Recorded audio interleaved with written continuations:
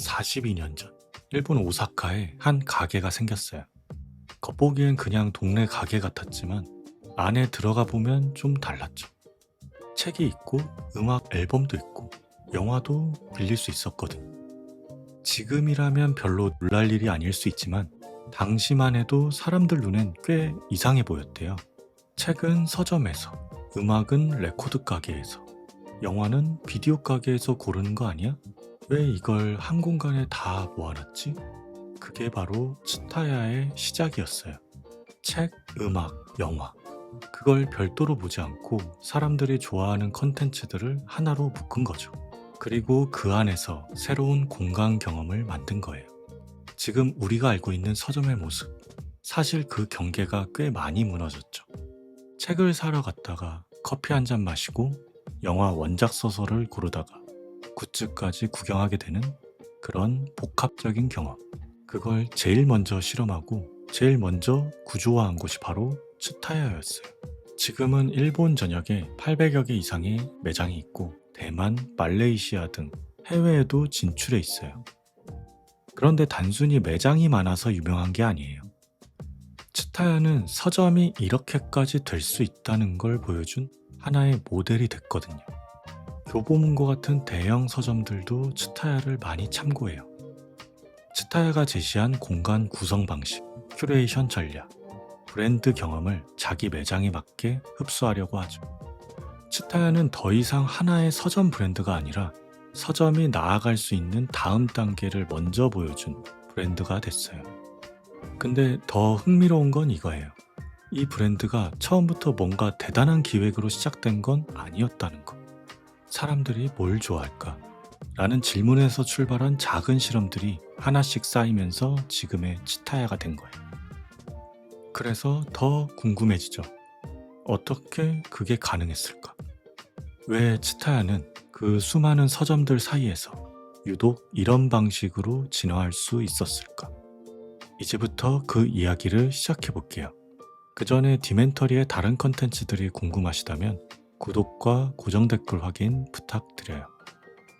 1983년 오사카 히라카타 20대였던 마스다 무네아키는 사람들이 좋아하는 컨텐츠들이 한자리에 모인 가게를 만들고 싶었어요. 그가 생각한 건 이거였죠. 사람들은 책도 좋아하고 음악도 좋아하고 영화도 좋아해. 근데 왜 그걸 다 따로따로 찾아다녀야 하지? 그래서 만든 게 츠타야 서점. 책도 팔고 음악도 빌려주고 영화도 함께 구성된 복합 공간이었어요. 당시에는 낯설었지만 마스다는 사람들의 반응을 보고 확신을 가졌습니다. 이건 되겠다. 사람들은 이 구조를 좋아했어요. 책을 사러 왔다가 영화에 관심을 갖고 음악을 빌리러 왔다가 책을 손에 들고 나가는 식. 이 구조는 츠타야의 핵심이 되었고 이후 경험 중심의 공간으로 진화합니다. 1990년대 츠타야는 사람들이 어떤 콘텐츠를 빌려가는지, 어떤 흐름으로 책과 음악을 소비하는지를 분석했어요. 그리고 이 데이터 분석을 기반으로 T카드라는 멤버십을 만들어요. 단순한 적립이 아니라 고객의 라이프 스타일을 분석해서 콘텐츠를 제안하는 큐레이션 도구로서 사람들의 취향과 소비를 도왔어요. 그리고 2003년 츠타야는 또 한 번 결정적인 전환점을 맞이해요. 롯본기 힐스에 새로운 형태의 츠타야 매장을 엽니다. 처음으로 서점과 카페가 결합된 구성을 선보여요. 스타벅스와 함께한 이 공간은 사람들이 처음으로 서점에서 머무는 경험을 하게 됐죠. 그리고 2011년 츠타야는 이 흐름을 더 극대화한 공간을 선보입니다. 다이칸야마 티사이트. 책을 고르는 행동 자체가 디자인된 동선과 분위기 안에서 이루어지고 전문 큐레이터가 구성한 각 분야의 콘텐츠가 하나의 전시처럼 구성된 공간.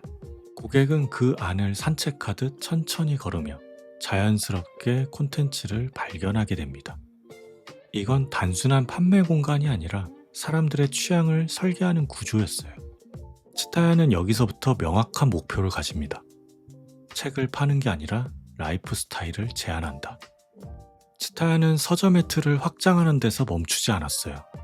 책과 음악, 영화라는 컨텐츠를 넘어 사람들의 일상 전체를 다룰 수는 없을까? 그 고민의 결과가 2015년에 오픈한 츠타야 가전이에요. 세탁기, 커피 머신, 스피커 같은 전자제품 옆에 요리책이나 재즈 음반, 향초 같은 일상 아이템이 큐레이션된 공간. 전자제품을 고르는 경험이 라이프스타일 전시처럼 느껴지도록 설계됐어요. 예를 들어 이런 식이에요. 음악이 나오는 스피커 옆엔 재즈 음반과 음악 잡지가 놓여 있고, 에스프레소 머신 옆엔 핸드드립 가이드북과 원두 소개책이 함께 있어요. 게다가 이 공간은 제품을 사러 오는 사람이 아니라 구경하러 오는 사람을 위한 구조로 만들어졌어요. 지금 당장은 필요 없지만 언젠가 이런 삶을 살고 싶다, 그런 생각이 들게 하는 매장. 그래서 츠타야 가전은 단순한 가전 매장이 아니라 라이프스타일 체험형 플랫폼으로 불렸습니다. 이걸 가능하게 했던 건 츠타야가 무엇을 파느냐보다 어떻게 보여주고 어떻게 느끼게 하느냐를 고민했기 때문이에요. 그래서 츠타야의 공간은 언제나 디자인과 연결되어 있어요. 건축, 조명, 동선, 사운드, 진열 방식까지. 대표 사례인 다이칸야마 T사이트는 클라인 다이탐 건축사무소에서 설계했죠. T자 외벽, 분위기가 다른 조명과 천장의 높이까지. 공간 전체가 브랜드 철학을 시각화한 구조였어요. 사람들은 책을 고르며 이런 삶의 방식도 있구나를 느끼게 됩니다. 이게 츠타야가 말하는 디자인의 구조예요. 상품이 아니라 구조를 디자인하고, 소비가 아니라 취향을 설계하는 방식. 츠타야는 그렇게 서점도 바꾸고 공간도 바꾸고 심지어 가전제품을 파는 방식까지 바꿔버립니다. 츠타야는 책을 파는 방식을 넘어서 책을 다루는 태도 자체를 바꾼 브랜드예요. 공공도서관도 영향을 받았어요. 다케오 시립도서관처럼 책과 카페, 전시가 어우러진 체류형 복합 공간으로 바뀐 곳들이 늘었죠. 그 변화는 국내에도 이어졌어요. 다양한 서점 브랜드들이 큐레이션 중심의 공간으로 변화했어요. 단순히 책을 파는 서점에서 머무는 공간, 경험을 만드는 공간으로 바뀌었죠. 특히 교보문고는 오픈형 진열 방식, 앉아서 쉬어갈 수 있는 휴게 공간, 라이프스타일 소품 공간 등을 도입하면서 츠타야의 방식을 참고한 리뉴얼을 시도해왔습니다. 그 외에도 많은 독립서점이나 편집샵들이 츠타야처럼 큐레이션하는 방식을 자신들의 컨셉에 참고하고 있어요. 츠타야는 하나의 브랜드를 넘어서 서점이라는 개념 자체를 다시 정의한 곳이 된 겁니다. 여기서 잠깐. 이 모든 흐름의 중심에는 사실 한 회사가 있어요. 바로 컬처 컨비니언스 클럽입니다. 츠타야를 만든 마쓰다가 대표로 있는 회사로 책과 컨텐츠, 사람들의 라이프 스타일까지 설계하는 복합 컨텐츠 기업이죠. T사이트, 츠타야 가전, 츠타야 서점은 CCC에서 만들어진 브랜드 전략의 결과물이에요. 그러니까 츠타야는 그 자체로도 하나의 브랜드지만 동시에 CCC라는 회사가 실험해온 콘텐츠 플랫폼의 형태이기도 한 거죠. 이 회사의 가장 큰 목표는 공간을 멋지게 꾸미는 것에 그치지 않아요. 사람이 어떤 구조 안에서 무엇을 보고 무엇을 느끼고 어떻게 반응하는가, 그걸 철저하게 설계한 결과물이 오늘날의 츠타야인 거죠. 츠타야는 단순히 서점을 꾸민 게 아니라 사람이 어떤 구조 안에서 무엇을 느끼고 어떻게 반응하는가를 설계했어요. 그 결과 우리는 책 한 권보다 더 많은 걸 경험하게 됩니다.